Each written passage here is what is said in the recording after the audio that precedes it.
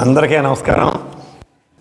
గౌరవ ఎమ్మెల్యే శ్రీ తోట త్రిమూర్తులు గారు అభివృద్ధిలో పోటీ పడలేనని చెప్పి ఆయన ఒప్పుకున్నందుకు అభినందనలు.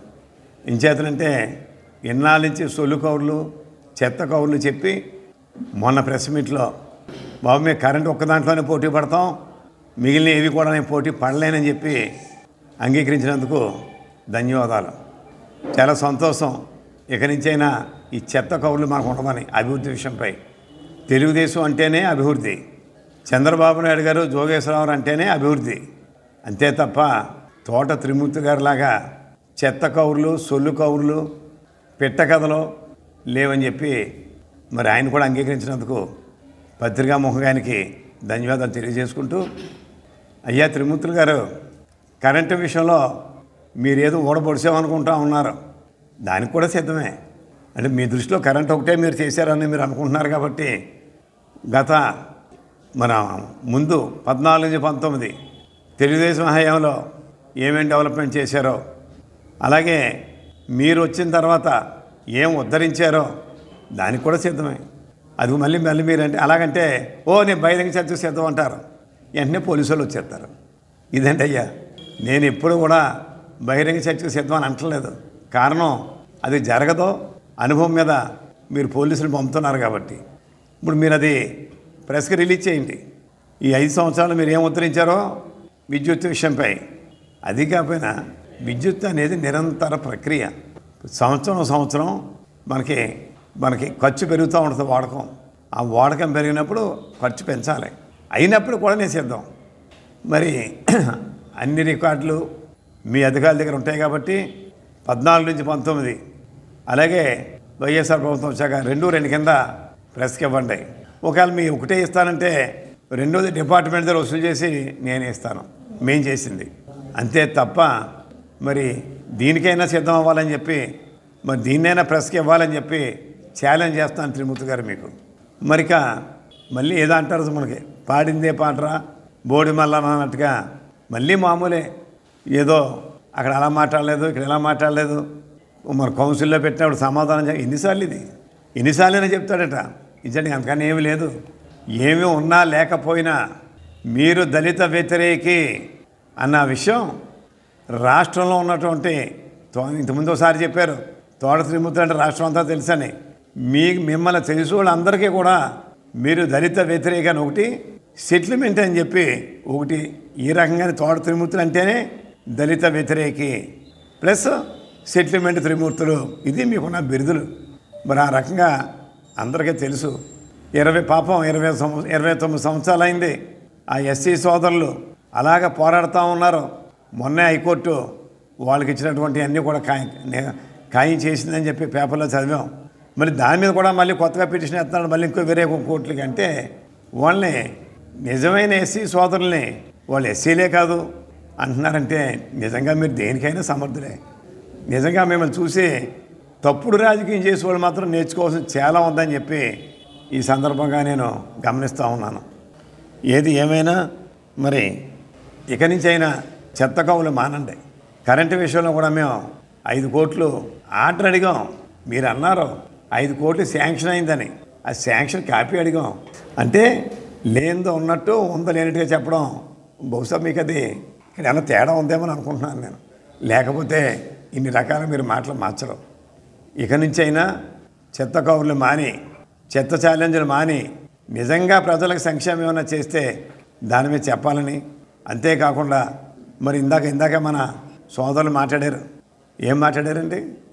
మీరు మోకాళ్ళ మీద ఎస్సీని ఈవేట కూడా నిలబెడుతున్న విషయం వాస్తవం కాదా అని. అంటే 30 సంవత్సరాలు ఇంకా మీకు జ్ఞానం కలగలేదు. ఇంకా మీకు జ్ఞానం ఎప్పుడు కలుగుద్దండి అయ్యా? అంటే ఇంకా మీరు ఎస్సీల్ని అలాగే కొన్ని బీసీ కులాన్ని మరి మీరు ఏ రకంగా ఇబ్బందులు పెడతారనేది రామచంద్రపురం నియోజకవర్గం ప్రజలందరికీ తెలుసు. దాన్ని ఇవాళ మండపేట నియోజకవర్గం ప్రజలకు అందరికీ కూడా అనుభవం మీద తెలుసుకుంటూ ఉన్నారు. మీ కేశవరం దోపిడీ కానీ, కొండలే దోసేయడం కానీ, అలాగే ఇసుక కానీ ఏది చూసుకున్నా, లేదా మండపేట పబ్లిక్ స్కూల్ కానీ, సెటిల్మెంట్లు ఏదైనా సరే మీరు సెటిల్మెంటే త్రిమూర్తులు గారు అంటేనే సెటిల్మెంట్. మరి ఇక నుంచి అయినా ఈ తప్పుడు స్టేట్మెంట్లు మాని ప్రజల పనికొచ్చి ఏం చేశారో అవి మీరు చెప్తూ ఉంటే మేము కూడా సంతోషిస్తాం. చెత్త కౌలు మానండి, చెత్త పనులు ఆపండి అని చెప్పి మిమ్మల్ని మేము డిమాండ్ చేస్తూ ఉన్నాం. కామత్ పాపారాయుడు గారు పాప మహా సీనియర్ నాయకులు.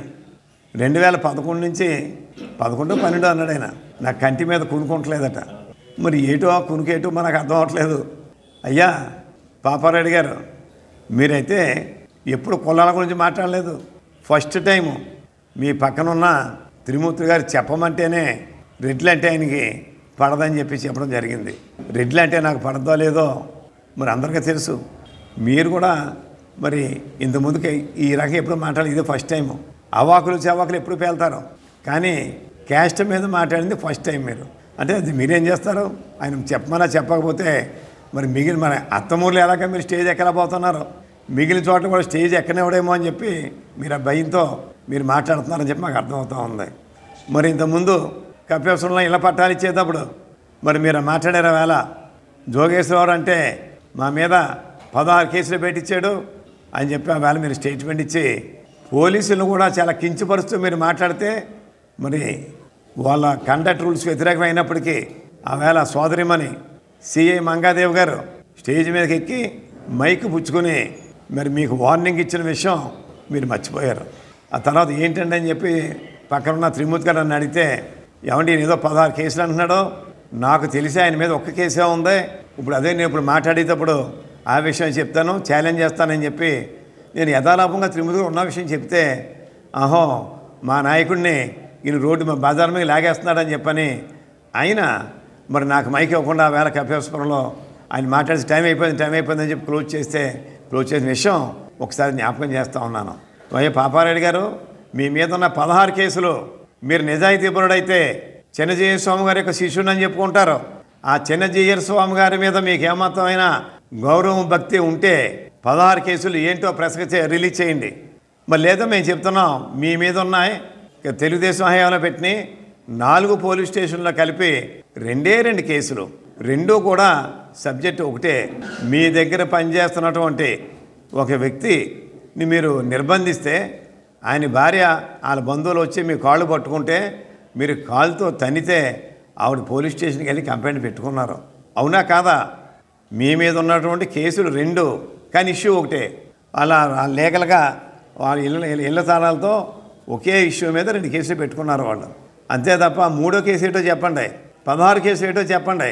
అంతే తప్ప నోరు ఉంది కదా, నిన్న ఎలాగ అత్తమూలు ఎక్కనివ్వట్లేదు, ఇక్కడ కూడా మరి ఎమ్మెల్యే మీద రకరకాలుగా పేలకపోతే ఏదో పేలకపోతే నన్ను మళ్ళీ స్టేజ్ ఎక్కనివాడేమో అని చెప్పి భయంతో మరి మీరు మాట్లాడుతున్నారు. కాబట్టి మీరు మళ్ళీ ఇంకోసారి చెప్తా ఉన్నాను, మీరు నిజంగా చిన్నజీయర్ స్వామి గారి యొక్క శిష్యుడు అయితే ఆయన్ని మీరు గురువుగా నమ్ముతూ ఉంటే మీరు ప్రెస్ పెట్టి 16 కేసుల వివరాలు ప్రెస్కి ఇమ్మని చెప్పి నేను డిమాండ్ చేస్తూ ఉన్నాను.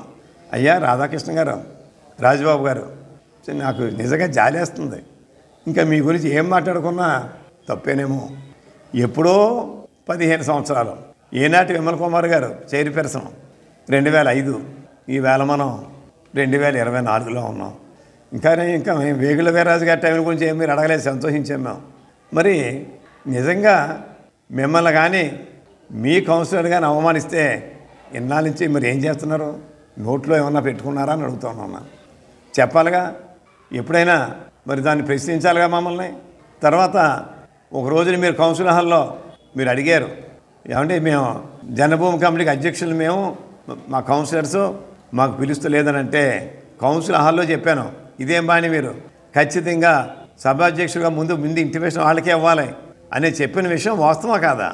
అంతే తప్ప ఏదో త్రిమూర్తి గారు అన్నారు కదా అని చెప్పి లేనివి ఉన్నవి చిన్నప్పటి విషయాలు చెబితే సగం జ్ఞాపకం ఉండొచ్చు, సగం జ్ఞాపకం ఉండకపోవచ్చు. ఎప్పుడు కూడా ప్రోటోకాల్ విషయంలో మేము హోందాగా గౌరవంగా వెళ్ళాం తప్ప ఇలాంటి సవకుమారు పనులు మేము ఎప్పుడు చేయలేదని చెప్పి మీకు త్రిమూర్తి గారు తెలియజేస్తూ, అయ్యా త్రిమూర్తి గారు ఇంకొక విషయం అంటున్నారు, మీరు ఏదో చిన్నపిల్లోళ్ళలాగట. మరి చిన్నపిల్లోళ్ళలాగైతే మీరు సభాధ్యక్షులుగా వేసుకున్నటువంటి రాయిని ఎందుకు మరి టిడ్కో డిపార్ట్మెంట్ వారు తీసి నేలకేసి విసిరి కొట్టి మరలా కొత్త రాయి వేసారో చెప్పండి సమాధానం. నిజంగా మీకు దమ్ము ధైర్యం ఉంటే ఈవేళ వెళ్ళండి ఆ రాయి దగ్గరికి. మరి డిపార్ట్మెంట్ వారు పెట్టిన రాయిని తీసి మీరు దగ్గరుండి దాన్ని బదలు కొట్టండి. అప్పుడు ఓహో కరెక్టేనేమో అని చెప్పి మేమందరం కూడా భావిస్తాం. అంతే తప్ప అధికారంగా రాజ్యాంగబద్ధంగా డాక్టర్ బాబాసాహెబ్ అంబేద్కర్ గారు రాసిన రాజ్యాంగం ప్రకారంగా మరి దాంట్లో ఏది ఎక్కడ ఏం చేయాలన్నా దాని మీద క్లియర్గా ఉంటే మీరు తప్పుడు పని చేశారు కాబట్టి దాన్ని మనం తీసివేసి మరి చక్కగా మరి ఆ డిపార్ట్మెంట్ వారే కొత్త పలకను ఏర్పాటు చేశారు. అదే తప్పు మరలా చేసి మళ్ళీ సభ అధ్యక్షురాలుగా విమల్ కుమార్ గారు ఏదేదో చెప్తారు. ఆవిడ ఫస్ట్ పర్సన్ కాదా టౌన్ కానీ కాదని ఎవరన్నారు? ఆవిడ కాదని ఎవరన్నారు?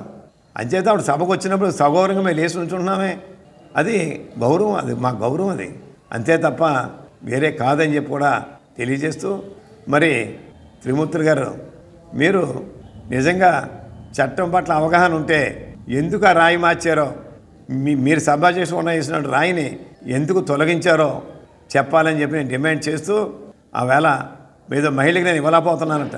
పైగా మళ్ళీ మీ నాయకులు అక్కడ కొంతమంది నాయకులు రకరకాల పేలాపనలో ఏమా పేలాపన ఎందుకు పనిచేయ బిల్డింగులు కట్టారు. 2006లో రాజశేఖర రెడ్డి గారు ముఖ్యమంత్రిగా ఉండగా అంతస్తులు రాజయోగకల్ప కట్టిన విషయం వాస్తవా కాదా? 2006లో తర్వాత 10 సంవత్సరాల తర్వాత మరి కొత్త టెక్నాలజీలో చంద్రబాబు గారు కడితే 2006లో కట్టిన మీ యొక్క పిచ్చిగూళ్ళు మీకు కనపడతాం లేదా? ఆ వేళ అంతస్తుల గురించి మరి ఒక అంతస్తు తగ్గించమని చెప్పి మినిస్టర్ నారాయణ గారి దగ్గరికి త్రిమూర్తి గారు నేను వరమరెళ్ళం కరెక్టే కాదని అంటలేదు, కానీ స్టేట్ అంతా కూడా ఒకే పాలసీలు వెళ్తాం కాబట్టి మార్పు చేయడం కుదరదని చెప్పి నారాయణ గారు చెప్పారు. మరి ఎందుకు రామచంద్రంలో దూరం మూసి కూర్చున్నారు తోట త్రిమూర్తి గారు? ఎందుకు కట్టినిచ్చారు అక్కడ? మరి అంతస్తు ఒక అంతస్తుగా వచ్చి ఆపేయించవచ్చు కదా.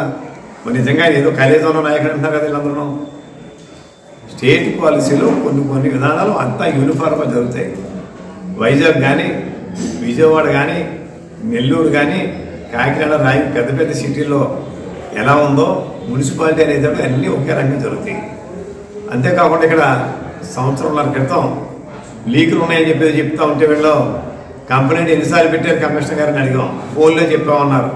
ఫోన్లో చెప్పడం ఏంటంటే మీరు అధికారిగా మరి మీరు రిటర్న్ మనకి గ్యారెంటీ పీరియడ్ ఉంటుంది కదా, మరి మీరు ఇవాళ కంప్లైంట్ రాయండి అని చెప్పడం జరిగింది. నాకు తెలిసి ఈవేళ కూడా రాయలేదు వీళ్ళు. అంటే ఎందుకు ఏ అదృశ్య వ్యక్తి కంప్లైంట్ పెట్టకుండా అడ్డుపడుతున్నారో? మూడవ ప్రశ్న మరి మీరు అడిగిన దానికి సమాధానం మరి రిపేర్లు అవి చేయట్లేదు ఇంట్లో వెళ్ళిన వాళ్ళకి అని చెప్పి అడుగుతూ ఉన్నారు.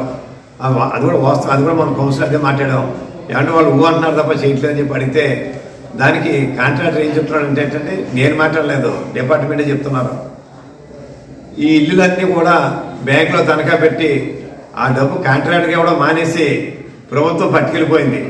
జగన్మోహన్ రెడ్డి గారు పట్టుకుపోయాడు.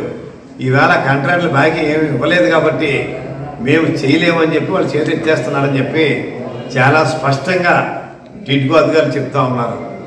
మరి ఒకసారి ఆలోచించండి, 3,65,000 అసలైతే ఇప్పుడు 1,05,000 అయింది వడ్డీ.